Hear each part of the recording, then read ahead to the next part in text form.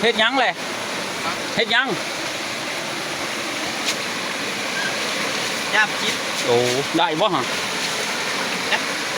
ยืดลายบ่ลายว้าย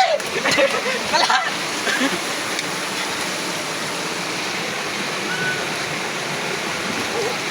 จักไหนวะเงียงคู่ลงใช้เงียงคู่ลงใช้ปัดเข้ากันเที่ยเขาเดี๋ยวได้แล้วได้แล้วมายามจีบยังตื่นเนาะ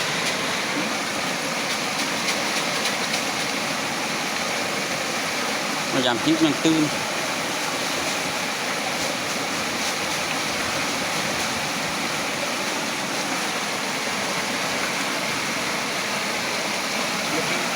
ป้าไว้ไล่เน่าป่ะจักมืออะไรพยายามนี่ ตามโอ้บ่เน่าเชยเนาะ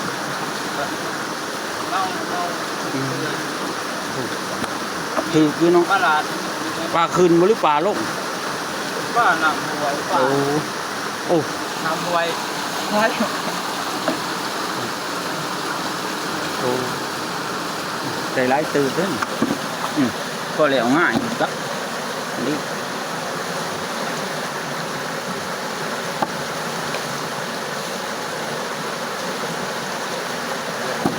ปลาไปคุกหางห่องตัวกำมีได้ด้วยเป็นเก้าหันป้าใหญ่กระถูกโอ้มื่อนี้บ่ถึกเนาะคนบนโต๊ะคนบ่ตกน้ำบ่แห้งโอ้วันมือคนตกขี่มาทายให้เบิ่งใหม่น้ำท่วมท่านโอ้ปลาโคตรป้าใหญ่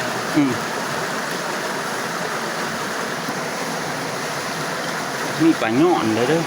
ปลาย่อนก็มีปลาย่อนปลาลาปลาเปี้ยนมันขึ้นมาแต่น้ำคลอง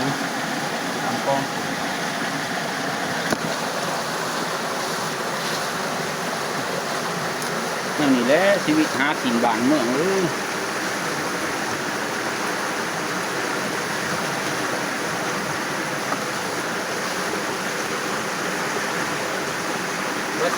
หมดเลยได้ว่าตาพ้นตุกนะคนมาจังไสคนมาจังไสตัวเป็นยังมีแต่ตากแดดไว้ได้ยังได้อยู่ผมมีปลาได้ประมาณวางช่องมกนึงแต่มกหน่อยเนี่ยมกใหญ่กับมกเดียวแล้วแล้วได้ปลาขับพองกับมี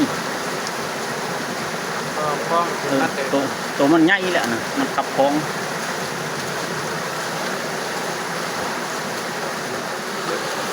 นั่นนี่แหละลักษณะการหาอยู่หากินแบบบ้านๆเท่า